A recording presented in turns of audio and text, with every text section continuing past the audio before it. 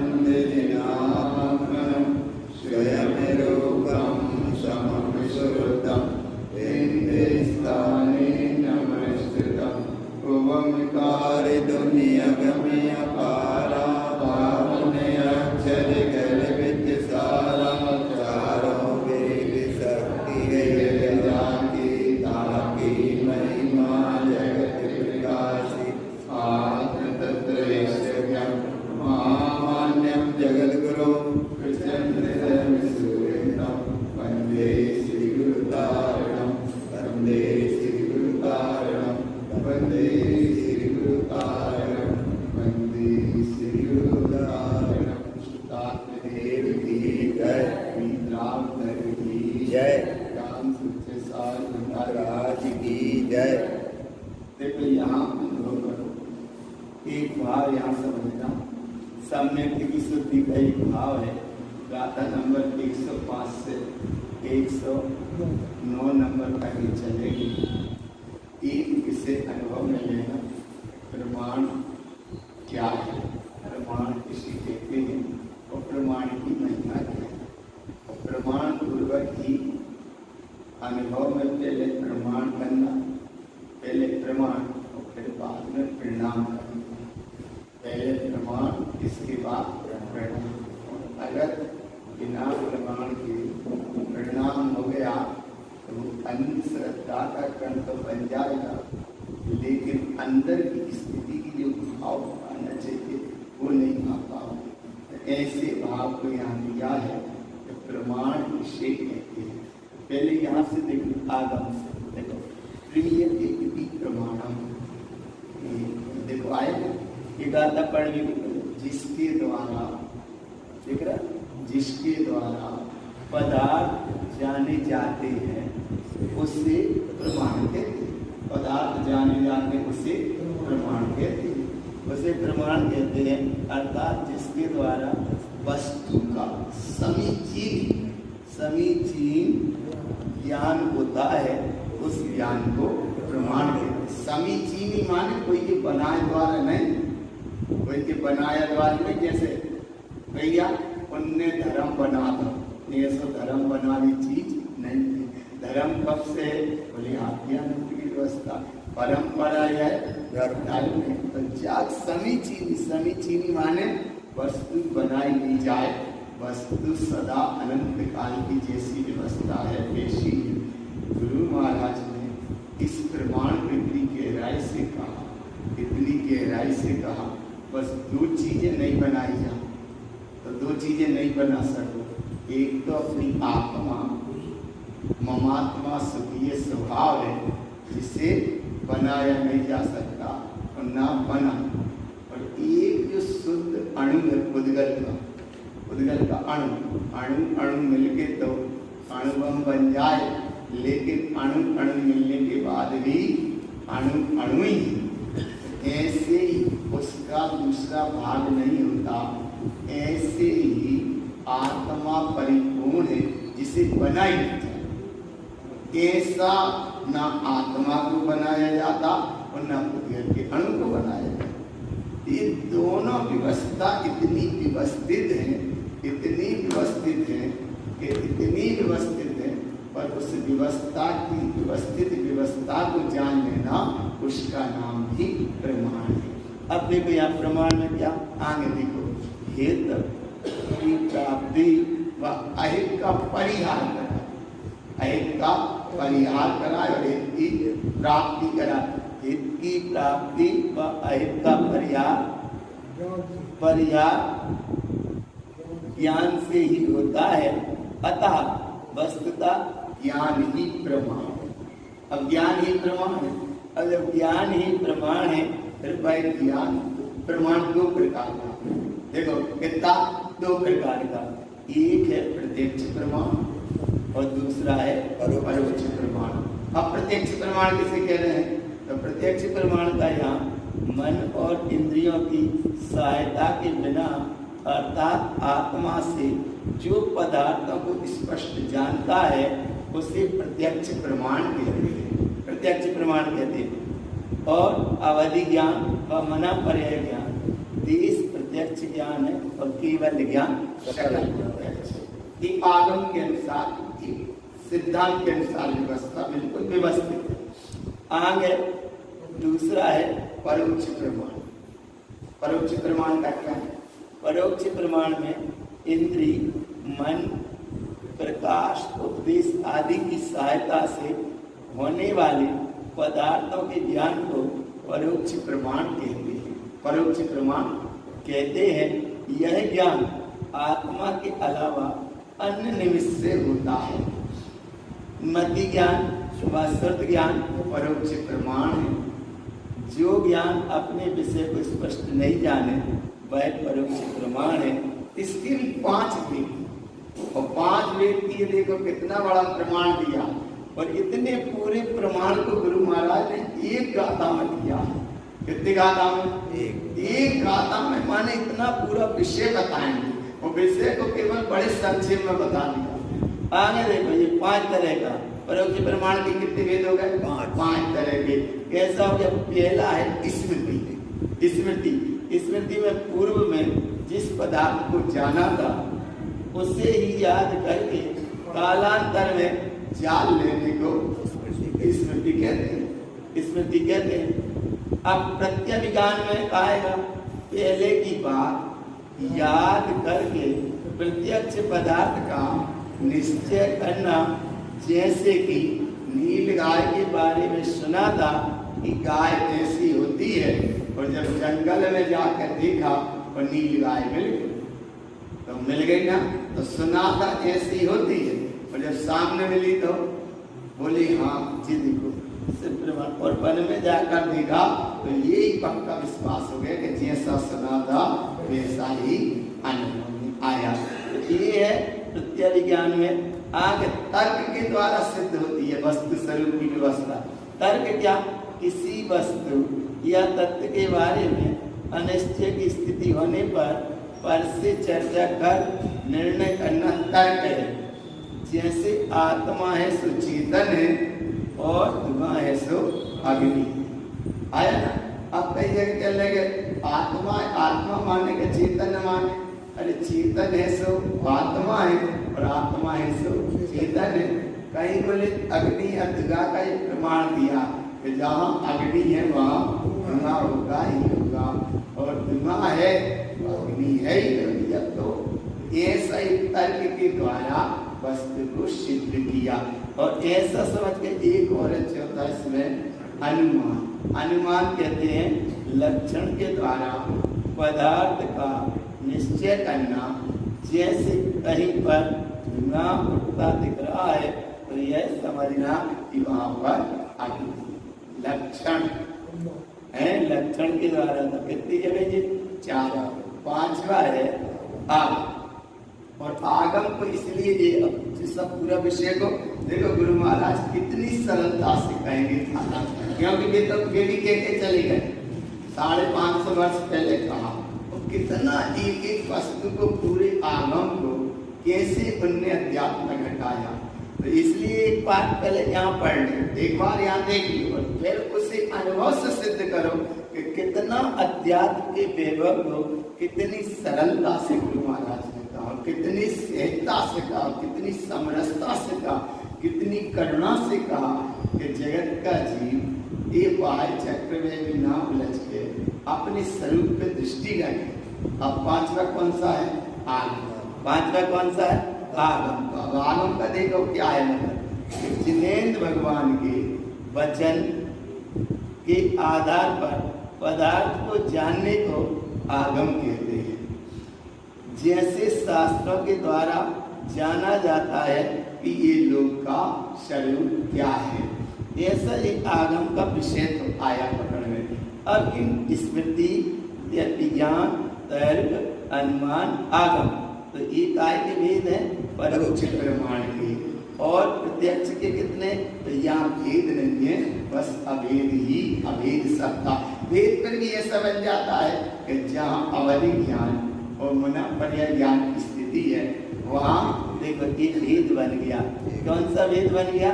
देश प्रत्यक्ष। 6 डाला ग्रंथ में भी ये आया, बहुत अच्छे से आया। चौथी ढाल में ये पूरा विषय आया। पर यहाँ गुरु महाराज कह रहे कि ये सकल प्रत्यक्ष का और स्वरूप क्या है, तो बोले उसका नाम है केवल ज्ञान।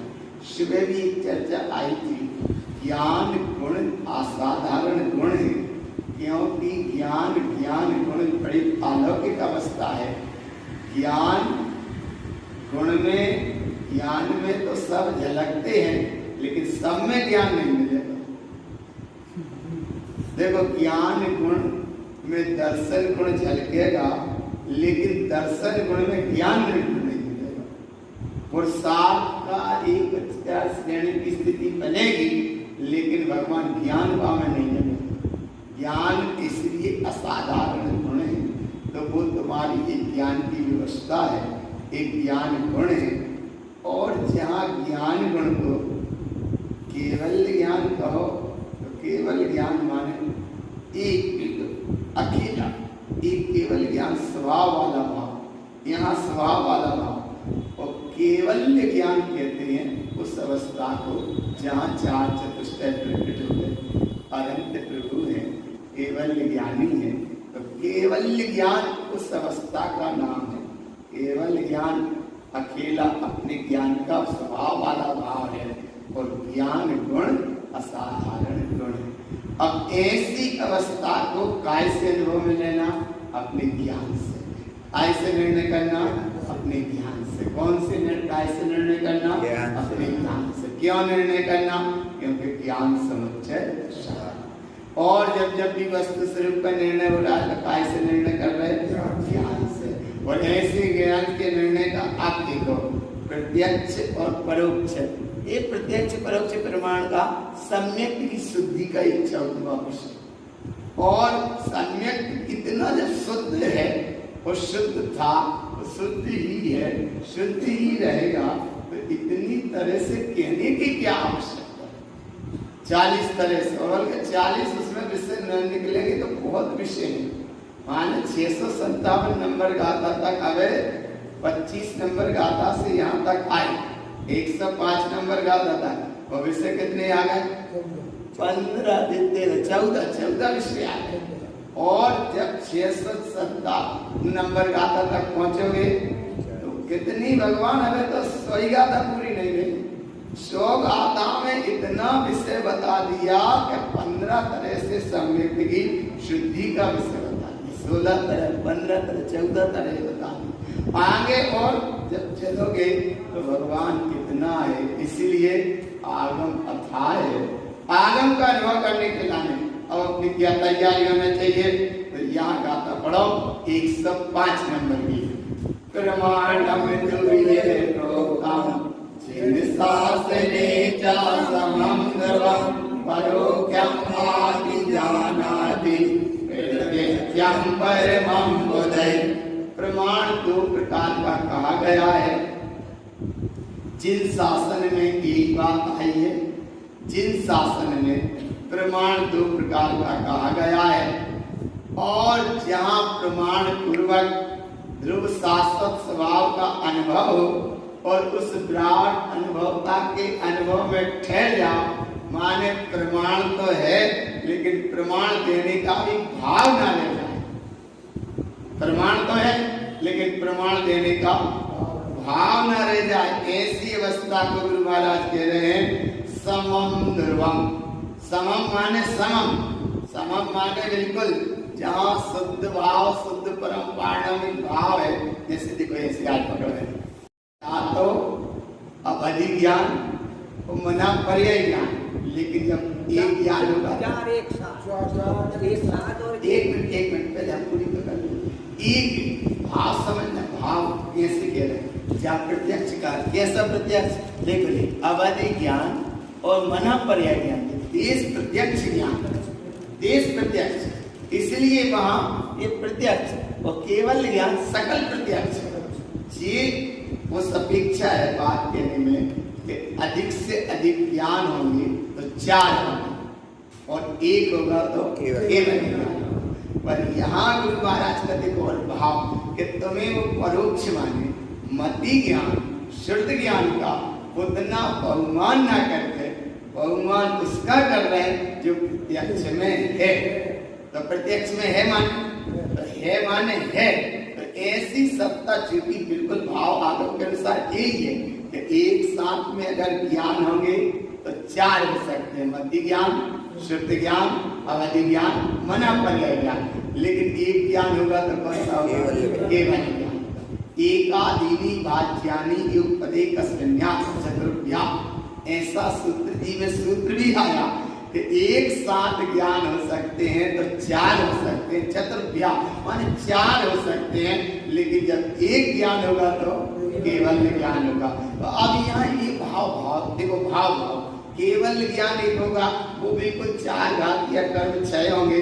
केवल ज्ञान अवस्था प्राप्त होगी, कीर्तन कर प्रभु होंगे, जिनकी दिव्य ध्वनि खिलने लगेगी, सकल आप तो केवल ज्ञान है। शुद्ध ज्ञान में भी तो केवल ज्ञान है।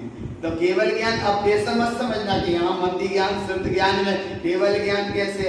अरे केवल ज्ञान पर्याय है, मति ज्ञान, शुद्ध ज्ञान, अवधि ज्ञान, मना पर्याय ज्ञान, ये सब पर्याय है। अगर स्वभाव है तो एक मान है जिसका नाम एक ज्ञान। एक ज्ञान माने केवल ज्ञान। तो वहां अधिक से अधिक एक ज्ञान हो, कम से कम एक ज्ञान होगा तो कौन सा होगा? केवल ज्ञान। तो केवल ज्ञान जब होगा जब केवल ज्ञान है। अरे आया ना भगवान? अच्छा बोले पुद्गल में ज्ञान होगा क्या? क्यों नहीं होगा? है ही नहीं है। तो जब वहां में ज्ञान है नहीं तो कैसे होगा? तो ऐसे केवल ज्ञान है तब केवल ज्ञान होगा। नाम थोड़ा चेंज होता है, कैसा हो जाएगा कि यहाँ केवल ज्ञान है और वो केवल ज्ञान केवल्य ज्ञान हो जाएगा। केवल्य ज्ञान और केवल ज्ञान, केवल माने एक। तो एक जैसे वहां अधिक से अधिक एक तो कम से कम एक ज्ञान होगा जिसका नाम होगा केवल्य ज्ञान। तो ऐसे ही गुरु बाबा यहाँ कह रहे हैं कि केवल ज्ञान होगा, वो बिल्कुल ठीक है, आगम के अनुसार सिद्धांत के अनुसार बिल्कुल निर्णय में ठीक है। लेकिन केवल ज्ञान भी कहाँ से होगा? जब केवल ज्ञान है। केवल ज्ञान है तो ऐसी अपनी एक सत्ता का अनुभव जहाँ है उस अवस्था का नाम, यहाँ देखो कितना उत्कृष्टता से कहा कि जस्य परोक्यम चिंतन्ते। यहाँ चिंतन माने मति ज्ञान शुद्ध ज्ञान में चिंतन है, और चिंतन करत करत थोड़े से अपने अनुभव में ठहर जाओ। प्रत्यक्षम तस्य इष्टते, माने इतना बड़ा प्रमाण बता रहे हैं वो भाव। इसलिए हम बार बार कह रहे हैं कि गुरु महाराज मति ज्ञान शुद्ध ज्ञान इसमें चिंतन है, क्योंकि मन और इंद्रिय के साथ इसकी व्यवस्था है। देखना, परो जस्य परोक्यम चिंतन्ते, माने जिसमें चिंतन होता है उसका नाम परोक्ष, ये मति ज्ञान शुद्ध ज्ञान, क्योंकि ये मन और इंद्रिय के साथ है इसलिए इसमें चिंतन होता है। लेकिन केवल ज्ञान में चिंतन होता नहीं है। देखो इसलिए प्रत्यक्षम तस्य इष्टते, अरे जिसे मति ज्ञान शुद्ध ज्ञान का भाव जागृत है तो केवल ज्ञान की लौन झलकती है। लौन झलकती है तो उस प्रमाण को यहाँ बता रहे कि प्रत्यक्षम तस्य इष्टते, अरे मति ज्ञान शुद्ध ज्ञान की उस पावन निर्मलता में श्री गुरु महाराज को देखो, उसमें पढ़ते मंदिर विधि में और प्रतिदिन पढ़ने में आता है मति ज्ञान की शुद्ध ज्ञान की विशेष निर्मलता में क्या होगा? दया। देखो वो पढ़ते तो अवधि ज्ञान को अंकुर, लेकिन गुरु महाराज की जब फुल्लाएं पढ़ो, अरे अवधि ज्ञान को अंकुर उत्पन्न नहीं हुआ, उन्हें अवधि ज्ञान की दशाएं प्राप्त हो गई। वो चीजें जब एक एक बैठ के बताओ, एक एक समझ, तब आता पकड़ में कि मति ज्ञान शुद्ध ज्ञान की परम शुद्धि है, अवधि ज्ञान को अंकुर उत्पन्न भयो, ताप से 5 मध्य जगी जिनमें 14 सिद्धांत ग्रंथों की रचना है।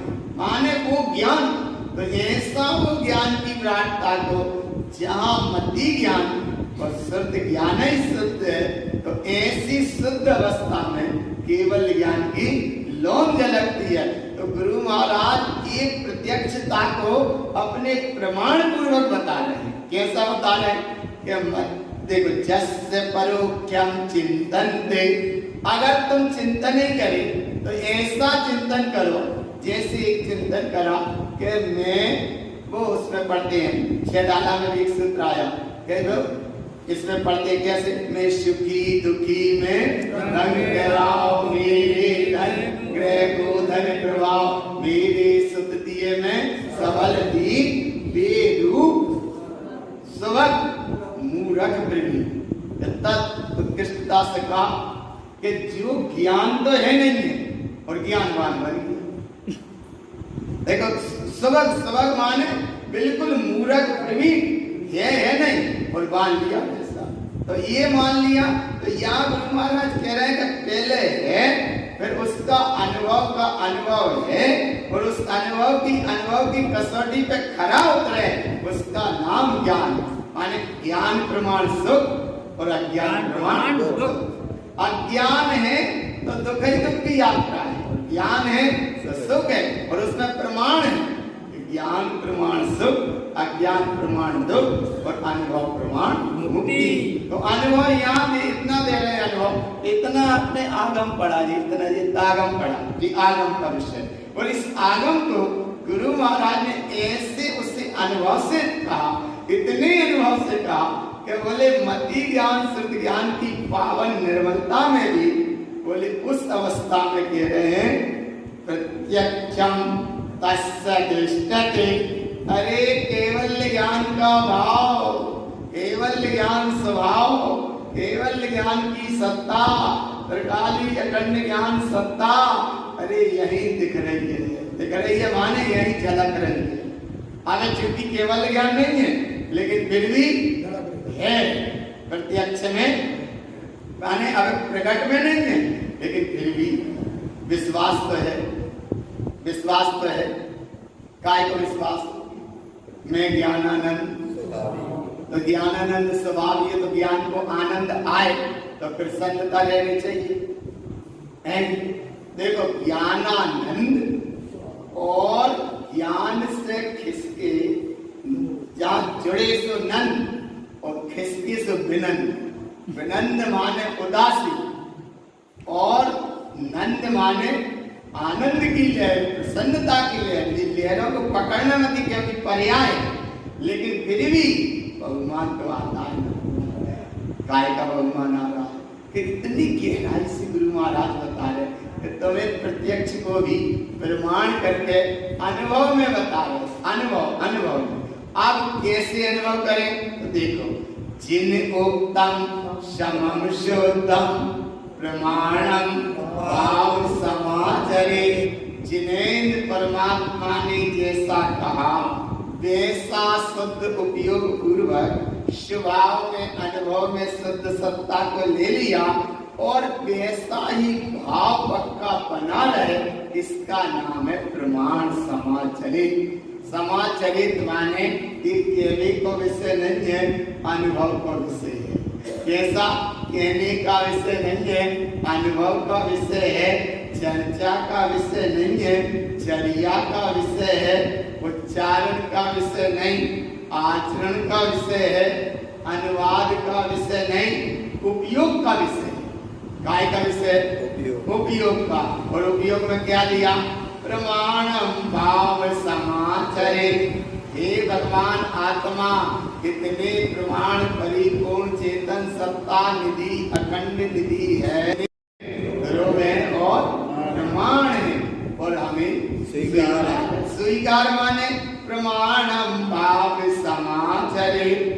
जब सत्य द्रव्य प्रमाण है तो फिर उसमें कोई संशय की गुंजाइश तो ऐसे यहाँ जब जिनेन्द्र के वचन सत्य द्रव्य प्रमाण है तो वो को तुम स्वीकार करते हो तो जिनेन्द्र परमात्मा ने कहा देखो क्या कहा जिन उक्तम समम शुद्धम। जिनेन्द्र परमात्मा ने एक कहा कि जैसी भगवत सत्ता को हम उपलब्ध हो गए ऐसी भगवत सत्ता के धनी तुम हो तुम में और हम में कोई कमी आया ना भगवान बस तुम में हम में कोई कमी नहीं है ना चाहे कोई कमी ऐसा अनुभव में आए तो बात है जमी और अगर पर्याय को देखा तो समझो फिर उपयोग में आवे है नमी।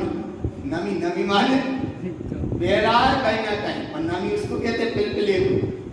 नमी नमी माने पिलपिलापन है। पिलपिलापन क्या है कि एक बार अगर तत्व को दृष्टि को प्रमाण पूर्वक स्वीकार कर लिया तो फिर कर ली। अब ये कहना द्रव्य द्रव्य माने पिलपिला, और पिलपिला माने नमी। और जहां कहते गुरु बाबा अगर ऐसी है वे नमी, तो बात बिल्कुल नहीं जमी। क्यों नहीं जमी? कि तुम जिनेंद्र के वचनों को कह रहे हो, लेकिन अब अनुभव से सिद्ध। अरे एक बार करो ना, जिनेंद्र के वचन कैसे हैं? जिन उत्तम समम शुद्धम, और यह शुद्ध ही शुद्ध है। प्रमाणम भाव समाचरे, प्रमाण उधर भी प्रमाण है और इधर भी प्रमाण है, तो प्रमाण पूर्वक स्वीकार करो। और स्वीकार क्या होगा?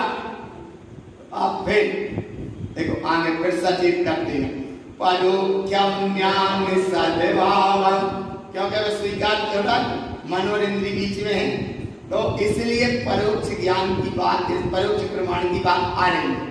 लेकिन जहां स्वीकार है सो परोक्ष प्रमाण है, और स्वीकार करत करत अपने में ठहर गए, वाको नाम है प्रत्यक्ष। देखो परोक्षम ज्ञान सद्भावम प्रत्यक्षम ज्ञान उच्यते। अरे आज ये गाथा तो यहाँ आ रही है, जिस समय ये अविरत सम्यक दृष्टि को उपदेश देंगे उस समय की अवस्था आगे देखना वही आएगा विषय में। अभी तो यहाँ समझ लो कि मति ज्ञान सत्य ज्ञान में भी चूंकि भले परोक्ष है, लेकिन इतना प्रमाण है जो कहा सो सत्य है। तो कैसे कह दिया सत्य द्रव्य प्रमाण है? बोले इतना कह दिया, जैसा जिनने देखा वैसा हम ये वचन बरसाया, और वैसे ही शुद्धात्म तत्व का मैंने रूप दिखाया। जैसा जिनने जैसा देखा वैसा ही वचन हम ये बरसाया, और वैसे ही शुद्धात्म तत्व का मैंने क्या दिखाया? काय का रूप दिखाया आया ना, तो शुद्धात्मा का रूप काय से दिखाना? ज्ञान से। ऐसा नहीं तो बेचिन्हित भगवान चेतन स्वरूपी भगवान आत्मा है, और बोले एकदम कोई कठपुतली जैसा रूप दिखाने लगोगे ऐसे जिन्हें, ऐसा नहीं। जैसा जिनने देखा जैसा वचन वैसा वचन अमीय बरसाया, वैसे ही शुद्धात्म तत्व का मैंने रूप दिखाया। त्रिविधि योग से सतत करें जो निज आत्म आराधन, कर्म जीत वे ज्ञान आनंद, पावे शिव सुख साधन।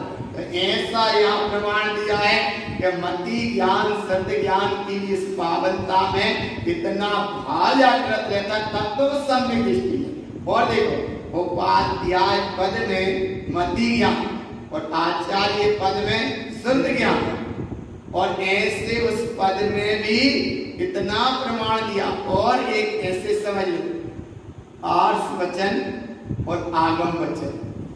आर्ष वचन किन्हें कहते हैं? आर्ष वचन उन्हें कहते हैं कि जिनके जो वचन बोलते जाते हैं उसके बाद अर्थ चलता है।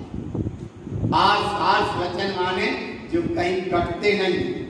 जैसे आचार्य उमा स्वामी जी महाराज ने एक सूत्र बोल दिया, प्राणो।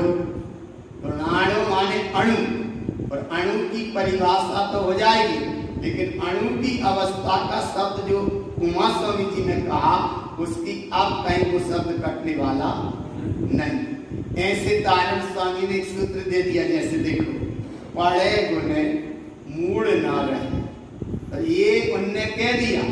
अब अर्थ निकालो तुम, या अर्थ निकालो बाद में। तो आर्ष वचन वो होते हैं कि जिनके पीछे अर्थ चलता है, और अर्थ बाद में चलेगा। आर्ष वचन माने ऐसे अमृत जो निकल गए वचन, जिनके पीछे अर्थ बाद में चलेगा।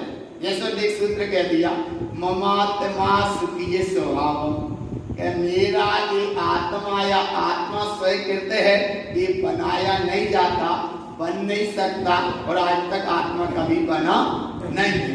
ऐसा मतलब आर्ष वचन। और आर्ष वचन की महिमा इतनी है भगवान कि आर्ष वचन माने बोल दे, उसके पीछे अर्थ चलता है। और अभी जिनको ऐसे आर्ष वचन और आगम का और अपने स्वभाव का अनुमान श्रद्धा नहीं है, उन्हें पहले सोचने पड़ते हैं फिर बोलने पड़ते हैं। माने पहले सोचेंगे फिर बोलेंगे, ये विधि अलग है। और यहाँ सोचना नहीं है, जो बोल दिया वो आर्ष वचन और उसके पीछे अर्थ चले। पढ़े गुने मूड ना रहे, जाकर अर्थ निकालो। सींग सो ना दो, पूछ सो बैठ। तो ऐसे आर्ष वचन अर्थ इतना चलेगा कि अगर एक सूत्र को अर्थ निकालो, जैसे समल समल समझ, तो ये अर्थ की इसलिए आम बात बता रहे प्रत्यक्ष प्रमाण परोक्ष में कि मति ज्ञान भी जहाँ जागृत होता है, शुद्ध ज्ञान भी जहाँ जागृत होता है, तो उसे अपने आप पे इतना विश्वास होता है कि जो जिनेंद्र ने कहा कोई अनुभव से हम नहीं। भारत गुरु महाराज ने जितना कहा अनुभव से कहा, और कुंद आचार्य उनने भी अनुभव से कहा, और भी आचार्यों ने अनुभव से कहा। क्यों? क्योंकि बात तो वही है। कौन सी? जैसा जिनने जैसा जैसा देखा वैसा ही वचन हमने बरसाया, और अब वैसा ही मैंने अनुभव करके तत्व का स्वरूप बताया। त्रिविधि योग से सतत जो करेंगे निज आत्म आराधन, वे कर्म जीत पावे ज्ञानानंद भी है सिर्फ संसार। ऐसी यहाँ महिमा बता रहे भगवान के बड़ी अद्भुत महिमा है, ज्ञान की बड़ी अलौकिक महिमा है। और कितना बड़ा प्रमाण भी बाबा दे रहे भगवान, देखो कितना बड़ा प्रमाण था। परोक्षम ज्ञान सदेवावम, माने मति ज्ञान शुद्ध ज्ञान की व्यवस्था भी, लेकिन प्रत्यक्षम ज्ञान उच्चते, मति ज्ञान एक पर्याय है, शुद्ध ज्ञान एक पर्याय है, लेकिन वह पर्याय कहाँ से प्रकट भई? प्रत्यक्षम ज्ञान उच्चते, माने ज्ञान है, ज्ञान के आगे जब मति ज्ञान शुद्ध ज्ञान की पर्याय। इसलिए परोक्षम ज्ञान सदेवावम, पर प्रत्यक्ष में क्या? अच्छा सुन लीजिए, मति ज्ञान शुद्ध ज्ञान अवधि ज्ञान माना पर्याय ज्ञान है, केवल ज्ञान पर्याय, ये सब छूट जाने वाली है, लेकिन ज्ञान कभी छूटने वाला। इसलिए प्रत्यक्षम ज्ञान उच्चते, और ऐसी ज्ञान की जहाँ महिमा जागृत भई, उस महिमा को कहते हैं परोक्षम तिष्ठते जीवा। माने मति ज्ञान शुद्ध ज्ञान की साधना में भी देखने में दिखने में आता है, लेकिन परोक्षम तिष्ठते जीवा, जहाँ मति ज्ञान शुद्ध ज्ञान की शुद्ध अवस्था है, तो ऐसे उस शुद्ध ज्ञान की मति ज्ञान की अवस्था में भी तिष्ठते जीवा, ऐसे जीव भी प्रत्यक्ष में देखते हैं क्या? कि मैं ज्ञानानंद स्वभावी। देखो कितना जीवा, और कैसे? दर्शनम तव सुनिश्चयम, अरे ऐसा आनंद का झरना झरता है, सही मति ज्ञानी शुद्ध हो जाए, मति ज्ञानी सही हो जाए। और एक मति ज्ञान के भेद भी दिए, तत्वासूत्र में भेद दिए, मति स्मृति संज्ञा चिंता विनियोगी इतनर्तांतरम, ऐसे मति ज्ञान के भेद है। पर ये सब पर्यायवाची अवस्था, मति ज्ञान के 336 भेद भी कहे गए। तो गुरु महाराज कह रहे भेद तो कहे हैं, लेकिन इधर तुम अभेद को जल्दी निर्णय करो। क्या निर्णय करो?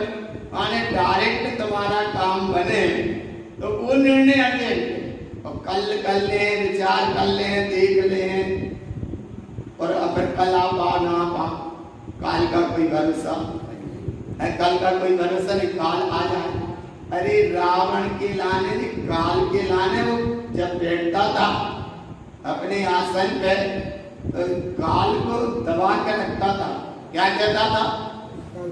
रावण जिस समय बैठता था तो ये कैसा तो बोलता था कि अहम ब्रह्मास्मि माने वो, अस्ति माने रावण जैसा, और ना भूतो ना भविष्यति, ना भूतकाल में कोई होगा ना होगा और ना भविष्य में कोई होगा। लेकिन वो रावण भूल ही गया कि ऐसे रावण कितने ही होना है, नारायण नारायण ये सारी व्यवस्था सब चला। लेकिन जिस समय वो बैठता था इतना उसे अहंकार काल को नीचे दबा के रखता था। लेकिन क्या हुआ कि जिस समय काल की घंटी बजी तो काल भी उसे काल को बचा नहीं पाए, माने आयु के अंत के क्षण को रावण को बचा नहीं पाए। वो जो काल को ही बस में करे हो वो काल के काल में वो भी समा गया। ऐसे ही तो गुरु महाराज करे भगवान कि तुम कभी कहीं पर और कल के विचार में मत काम करो। डायरेक्ट तुम्हारा काम बन रहा है कि कल कर ले परसों कर ले, ऐसी यहाँ व्यवस्था नहीं। डायरेक्ट अनुभव दे रहे हैं। क्या दे रहे हैं? परोक्यम ज्ञान सर्वावम प्रत्यक्षम ज्ञान उच्यते परोक्यम तिष्ठते जीवा दर्शनम तव सुनिश्चयम्। पक्का निर्णय करो, श्रेष्ठ निर्णय करो, अखंड निर्णय करो, आगम के अनुसार निर्णय करो, लेकिन आगम के अनुसार अगम का निर्णय करना। अगम माने अपने आप का निर्णय करना। और अगर पर पर्याय का पड़ोसी का निर्णय किया तो वहां पर दूरी हो जाएगी। सुनिश्चयम्, इसका निर्णय करो। और इसका निर्णय करने के बाद अब अभी साधना है, तो साधना में क्या चलेगा? परोक्यम आचरणम नित्यम प्रत्यक्षम चरणम संयुतम। एक तरफ चल रहा है अनुभव और एक तरफ चल रहा है आचरण। अब आचरण में अनुभव में क्या अंतर है? अनुभव माने ज्ञान का विषय जो है तुम्हारा ज्ञान गुण की पर्याय के अंतर्गत, और आचरण है चारित्र गुण की पर्याय।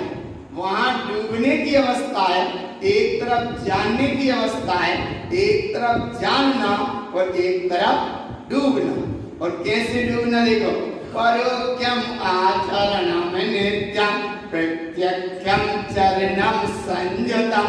जहां डूब गए माने ठहर गए माने एक में अवस्था। और ऐसी एक में अवस्था का अब क्या प्रकटता भाई? बोले यही अनंत दर्शन, यही अनंत ज्ञान, यही अनंत सुख। और एक चतुष्टय का गाल, लेकिन यहाँ चार आराधना मुख्य है। अनंत सम्यक दर्शन, सम्यक ज्ञान, सम्यक चारित्र और सम्यक तप। ये चार आराधना का देखो इसमें आ रहा। परोक्यम तप सहावेन प्रत्यक्ष तप ज्ञानम ध्रुवम।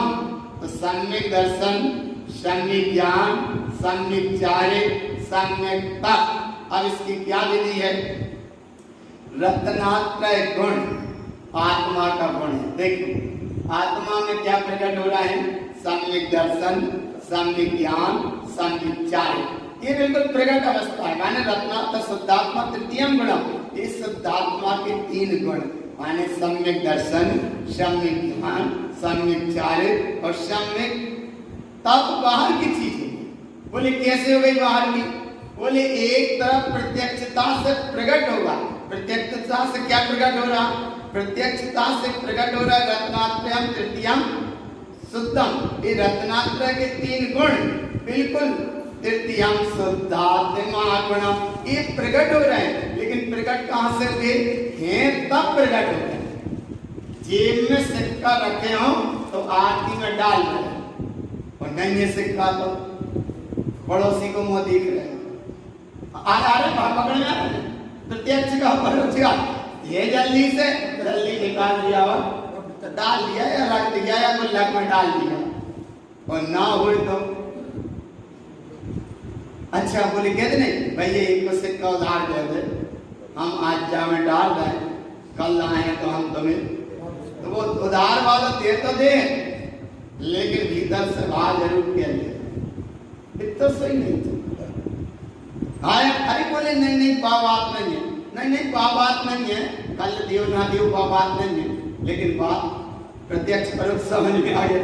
तो है जेब में तो डाल लिया और नहीं है तो, इसलिए यहाँ गुरु महाराज कह रहे है अनुभव में तो अनुभव में आ गया और नहीं है अनुभव में तो, इसलिए ज्ञान प्रमाण सुख और अज्ञान प्रमाण दुख और अनुभव प्रमाण मुक्ति। है तो है अनुभव में और नहीं है तो अनुभव में। ऐसे मिथ्या दर्शन ज्ञान चारित्र परिणाम से जीव चले और मोक्ष के गीत गाए तो मोक्ष मिलने वाला, क्योंकि अनुभव में सम्यक दर्शन ज्ञान चारित्राणी ही मोक्ष का मार्ग है। पर ऐसा अनुभव में है और जब अनुभव में है तो इसकी एकाग्रता का नाम माने इसका मार्ग नाम अनेकता का नाम मार्ग है और इसकी पूर्णता का नाम प्राप्ति है, मोक्ष।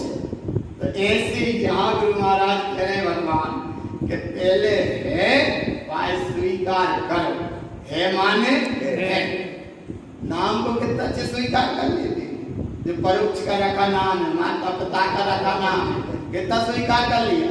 परोक्ष का रखा नाम और प्रत्यक्ष में स्वीकार करेंगे हजार जनों के बीच में, हाँ मैं हूँ। और तीन नाम के अगर एक और हो जाए तो फिर हम लोग कोई सा उसको जोड़ लेंगे, जी भावारी जी भावारी जी भावारी। अरे गुरु महाराज कह रहे जड़ नाम का इतना पकड़ के प्रत्यक्ष में तुम अनुभव कर लेते हो कि नींद में अगर सो रहे भी हो और तुम्हारे नाम से पुकारा जाए तो जल्दी से तुम्हें अनुभव का स्मृति में बैठ गया ना कि वही रखा रहे और जो था वो अगर स्मृति में नहीं है। गुरु महाराज इसलिए इतना प्रमाणिकता से कह रहे भगवान जी जड़ नाम के पीछे विकल्प ना करके निर्विकल्प चेतन सत्ता है, ऐसी चेतन सत्ता को यहाँ कहते हैं परोक्यम आचरणम नित्यम प्रत्यक्षम चरण संयुतम। यही सम्यक दर्शन, यही सम्यक ज्ञान, यही सम्यक चारित्र। और आगे कहते हैं परोक्यम तप सहावेन।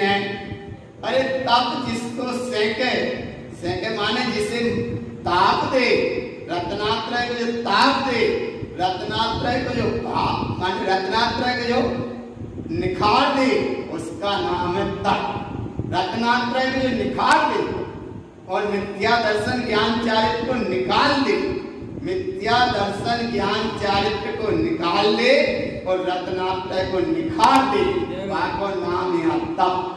और ऐसे तप को परोक्यम तप सहावेन। और जब ऐसा तप तपा तो प्रत्यक्षम तप ज्ञानम ध्रुवम। अब यहाँ ज्ञान और तप की क्या बात है, देखो ज्ञान में जो चमक आती है, चमक अच्छा कैसे चमक आती है ऐसे समझ, जैसे यहाँ बैठे और किसी ने आकर एकदम घंटा बजा दिया या किसी ने आकर कुछ की आवाज कर दी तो एकदम वो चमक से जाती है, माने वो भाई की संज्ञा।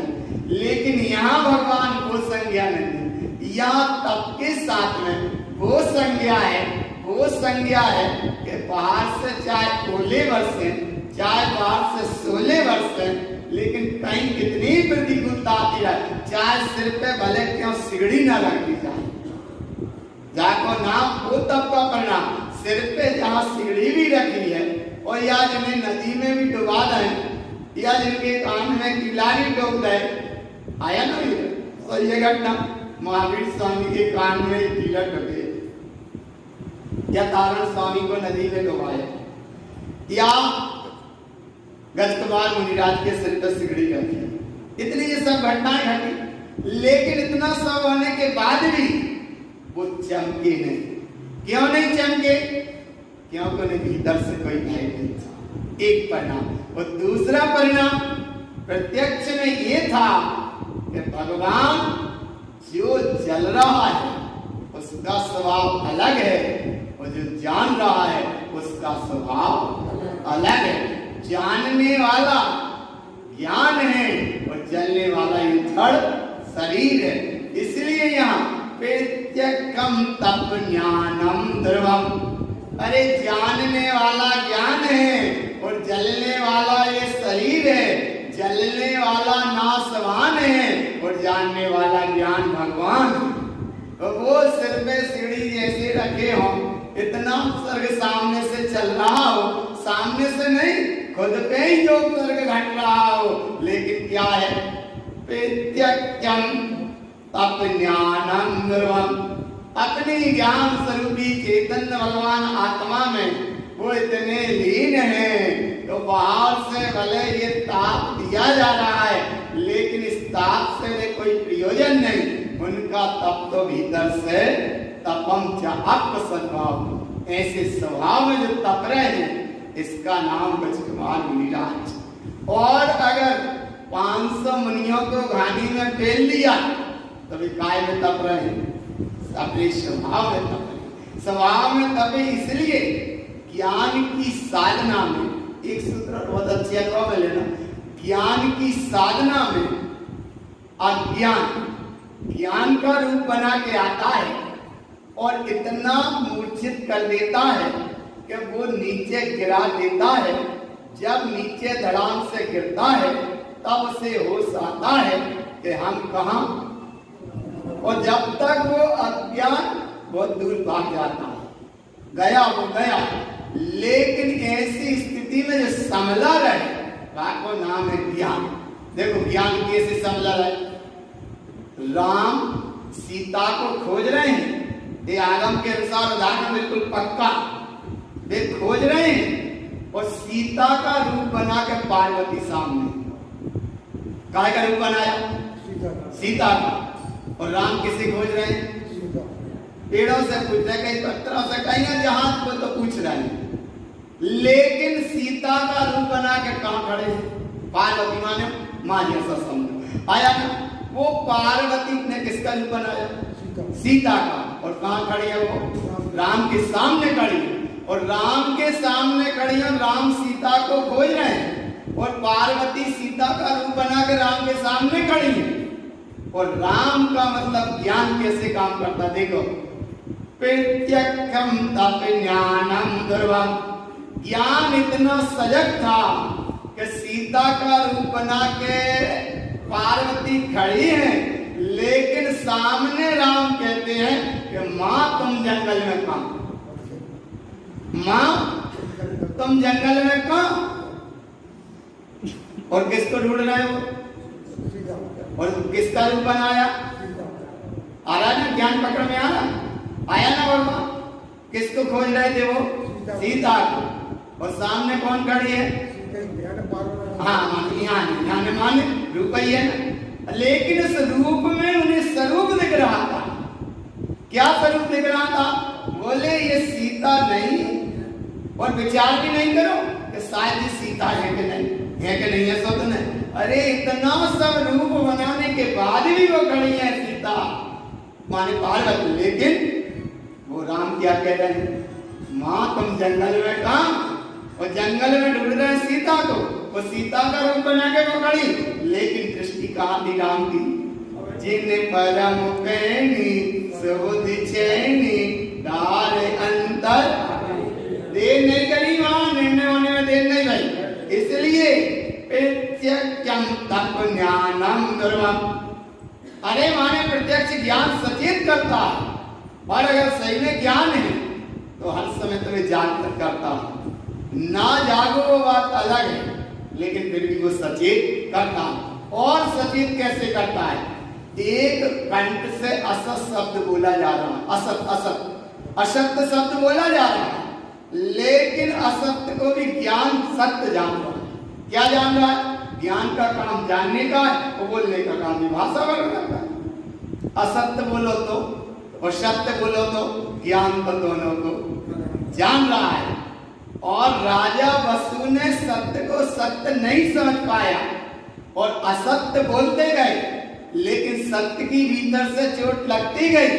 ज्ञान सचेत करता रहा, लेकिन वो असत्य की ही पुष्टि करता रहा। एक बार उसने कहा वसु ने कि जो पर्वत ने कहा सो सही, आसन हल गया, ज्ञान ने उसको जाना। दूसरी रूप में फिर कहा कि पर्वत ने जो कहा सो सही, आसन गिर गया, तो अभी ज्ञान ने जाना। और तीसरी अवस्था में फिर कहा कि जो पर्वत ने कहा सो सही, तो इतने में वो आसन धस गया और यहाँ तक भी ज्ञान से जानता रहा। और जब क्या करें, वो भगवान आत्मा शरीर छूटा और 7वें नरक में गया। कहाँ पहुंचा? 7वें नरक में पहुंचा। तो वो है कि ज्ञान जान रहा, क्योंकि ज्ञान गुण कभी सभी सोता नहीं। इसीलिए भगवान गुरु बाबा यहाँ कह रहा है पित्यक्यम चरण ओ पित्यक्यम तप ज्ञानम ध्रुवम। और ऐसे ज्ञान को तुमने जाना, अब उस अवस्था को जानो। कैसे जानो? जितना जिसने निज को निरखा उतना वो निखर गया, जो जितना पर में भटका उतना वो बिखर गया। जिसने जितना जिसको निज को जाना उतना वो निखर गया, जो जितना पर में भटका उतना वो बिखर गया। तो यहाँ गुरु महाराज ने यहाँ तक तुमको सचेत किया और ऐसा सचेत कर ये निर्णय दिया है कि ये आगे एक निर्णय और इतना परिपूर्ण निर्णय दिया कि पक्का निर्णय करके उठना सम्यक की सिद्धि के साथ, प्रत्यक्ष और परोक्ष दोनों प्रमाण को, परोक्ष को महत्वता ना देकर प्रत्यक्ष को ज्यादा महत्व देना। और इसको यहाँ आने कहते हैं उपभोगम परोक्षम जानाति शुद्धभावम स्वयं ध्रुवम निर्गुणम गुणम न जानाति मिथ्यात्म संकारिणम। कितना अनुभव का सूत्र भगवान। हम एक शब्द बोल रहे हैं, अनुभव अनुभूति अनुभव अनुभूति। चूंकि वह है गुरु महाराज की सब, लेकिन फिर भी अपन प्रमाण पूर्वक अनुभव में ले रहे हैं, इसलिए बार बार ऐसे कहते जा रहे हैं। देखो क्या प्रमाण है। उपभोग जो ऊपर शब्द आया था, उपभोग के भेद आए थे, अशुद्ध और शुद्धता की अपेक्षा आया। अब यहाँ उपयोग, और उपयोग का यहाँ देखो उपभोगम परोक्षम जानाति, माने मति ज्ञान शुद्ध ज्ञान में चिंतन होता है, इसलिए वहां बार बार उपभोग होता है। ऐसे एक बात याद करना, मैं ज्ञानानंद याद करना, लेकिन इस समय याद रखना कि जिस समय कोई प्रतिकूल घटना घटे वह समय याद बनी रहे, मैं ज्ञानानंद आया ना भगवान। ऐसा जब है माने और अब भूल जाते हैं तो याद बार बार करो। कैसे याद करो? उपभोगम परोक्षम जानाति, बार बार इसका चिंतन करो। और चिंतन करते करते शुद्धभावम स्वयं ध्रुवम, अपने ध्रुव शाश्वत ध्रुव स्वभाव में ठहर जाओ। और इतना निर्णय करना निर्गुणम गुणम न जानाति। निर्गुणम उसको कहते हैं कि जहाँ सत्यता नहीं।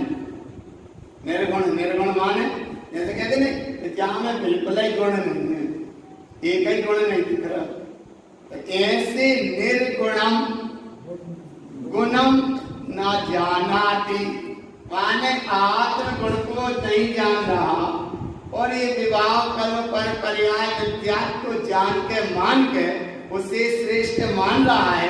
तो गुरु बाबा यहाँ कहते हैं निर्गुणम माने ये दुख का कारण है, संसार का कारण है, और गुणम माने आत्मा का कारण, आत्मा के अनुभव का कारण। इसलिए यह कह रहे कि तुम निर्गुण और गुण को नहीं जान रहे कि सत्य क्या है और असत्य क्या है। अच्छा ऐसे समझ, तुम ये नहीं समझ पा रहे कि आत्मज्ञान क्या है, मति ज्ञान की अवस्था क्या है, और जो क्षयोत्सव ज्ञान की दशा आरंभ करो। अच्छा बोले कैसे समझ में आ? माने तुम निर्गुण को और गुण को सही नहीं जान पा रहे। अच्छा ऐसे समझ, इंद्री का पूरा विषय है, इंद्री का विषय जुड़ा है शरीर से, और आत्मा का विषय जुड़ा है अतीन्द्रियता से। आत्मा का विषय जुड़ा है गुण से, और इंद्रिय का विषय जुड़ा, इंद्रियों का विषय जुड़ा है रूप नहीं जान रहे, और निर्गुण को ही तुमने श्रेष्ठ मान लिया। उसके लाने यहाँ कहते हैं मिथ्यात्म सहकारिणम, मिथ्यात्व की सहकारता के कारण, अंधश्रद्धा के कारण या तुमने सही वस्तु स्वरूप का निर्णय अपने अनुभव से नहीं कर पाए, जैसा राजा वसु को सही निर्णय था, पता सही था, लेकिन भाई एक जो सिर्फ फटकार लग गया, जो जिसका योग बना, बस उस परिणाम के कारण वो सत्य को सत्य नहीं कह पाए। माने निर्गुणम गुणम न जानाति, और ऐसे समझ लो नकली का काम इतना चल गया कि असली समझ में ही नहीं आया, लेकिन असली कभी नकली नहीं होगा। असली तो सदा असली था, असली है और असली ही रहेगा। नकली कितने दुनिया का फैला चल जाए, लेकिन असलिया में कोई अंतर आने वाला नहीं। तो ऐसी यहाँ बात है असली, और ऐसी असली बात को असलता से स्वीकार करो, यहाँ किसी की नकलता की जरूरत नहीं। इसलिए निर्गुणम गुणम न जानाति, अगर निर्गुणता में भी बह गए, अपनी गुण आत्मसत्ता से चूक गए और उसमें बहते चले गए, उस अवस्था को यहाँ कह रहे हैं मिथ्यात्म सहकारिणा। मिथ्या का परिणाम है कि भगवान आत्मा फिर 84 के चक्कर में परिभ्रमण करता है। ऐसी परिभ्रमण की यात्रा ना हो। सम्यक की शुद्धि का एक कारण होगा, यहाँ विषय आया है सम्यक शुद्धि का 14वां विषय प्रत्यक्ष परमात्मा, परोक्ष की अपेक्षा। यहाँ तक अभी समझा, अब आगे का विषय आगे फिर आएगा। गुरु महाराज की जय। तत्संचित नंदयानंद